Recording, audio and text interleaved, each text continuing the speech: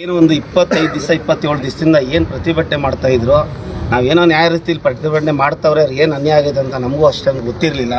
ಮುಂದೆ ಹೋಗಿ ನಾವೆಲ್ಲ ವಿಚಾರಣೆ ಮಾಡಿದಾಗ ಎಲ್ಲ ಗೊತ್ತಾದಾಗ ಅದು ಯಾಕಂದರೆ ಒಂದು ತೀರವಾಗಿ ಒಂದು ಹಿಂಸೆದಂಥ ಒಂದು ಗಟ್ಟಿ ನಡೀತಾ ಇತ್ತು.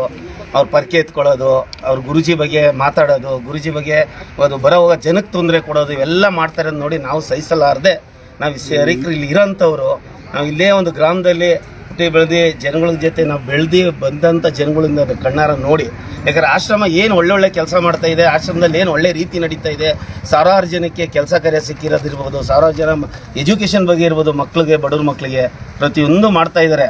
ಅಂಥದ್ರಲ್ಲಿ ಇವ್ರು ಯಾವುದೋ ಲ್ಯಾಂಡ್ ವಿಚಾರ ಎತ್ಕೊಂಡು ಇವ್ರು ಬಂದು ಅದು ಸಂಬಂಧನೇ ಇಲ್ಲ, ನಮ್ಮ ಸಂಸ್ಥೆಗೂ ಮತ್ತು ಆ ಲ್ಯಾಂಡ್ಗೆ ಸಂಬಂಧನೇ ಇಲ್ಲ.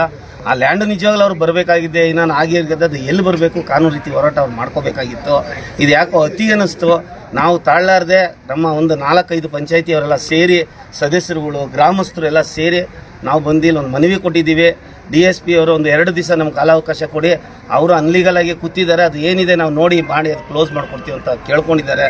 ಅದಕ್ಕೋಸ್ಕರ ನಾವು ಇವತ್ತು ಆ ಮನವಿನ ಕೊಟ್ಟು 2 ದಿವಸ ಕಾಲಾವಕಾಶ ಕಾಯ್ತಿದ್ವಿ. ಮುಂದಿನ ದಿನಗಳಲ್ಲಿ ಪೊಲೀಸ್ ಏನೋ ಕ್ರಮ ತಗೊಳ್ಳಿಲ್ಲ ಅಂದರೆ ಇನ್ನು ನಾವೇ ಸೈನಿಕರಾಗಿ, ನಾವೇ ಲೋಕಲ್ ಲೀಡರ್ಸ್ ಆಗಿ ಪ್ರತಿಯೊಬ್ಬರು ನಿಂತು ಮುಂದಿನ ಹೋರಾಟ ತುಂಬ ದೊಡ್ಡದಾಗಿ ನಾವು ಹೋರಾಟ ಮಾಡೇ ಮಾಡ್ತೀವಿ. ಇದ್ರ ಬಗ್ಗೆ ಪ್ರತಿಯೊಬ್ಬರು ಮಾಡೇ ಮಾಡ್ತೀವಿ.